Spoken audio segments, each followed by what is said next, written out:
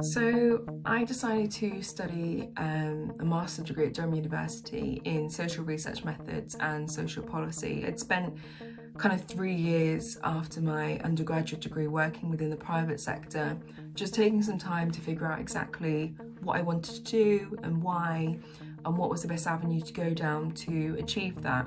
Once I realised that I wanted to move into social policy, it kind of became apparent that I hadn't necessarily honed in on the social research method skills or kind of a particular area of social policy. So I treated this course, I guess, as like vocational training to figure out exactly what I wanted to do and make sure that I could translate my kind of passion for social sciences to the workplace in a meaningful way. And I think the course absolutely kind of allows you to do that and provides you with that practical skill set. It's flexible enough that, you know, an policy area isn't dictated to you. You kind of run with what you're most interested in and kind of what excites you the most. For me, it was housing. So my dissertation looked at the implications of kind of politicisation of homelessness on the Housing First policy in England. And that was really interesting because it's still a policy area that's developing, although it's kind of exploded within the homelessness sector. It hasn't necessarily transcended into kind of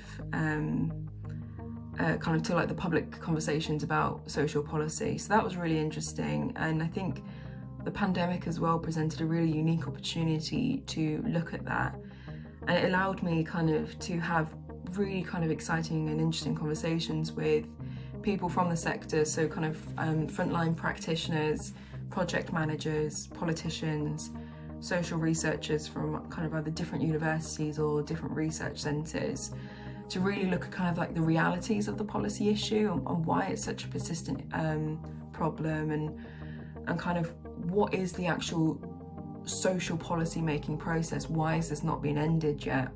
Because the university is such a kind of multicultural place, it allows some really great conversations and allows your opinions to be challenged and kind of to hear other people out on what their position is on different policy topics.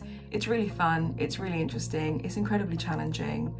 I worked full-time throughout my study within charity sector and also as a project coordinator within policing, and I could see as I was working of what I was learning about kind of stakeholder engagement, kind of like risk analysis. I could apply that to my work, even though, you know, it wasn't directly related. It's those kind of really interesting transferable skills that are really benefit. But I guess my main advice to prospective students would be is figure out what you want to get from the course and figure out exactly why you want to do the course, what you want to get from it.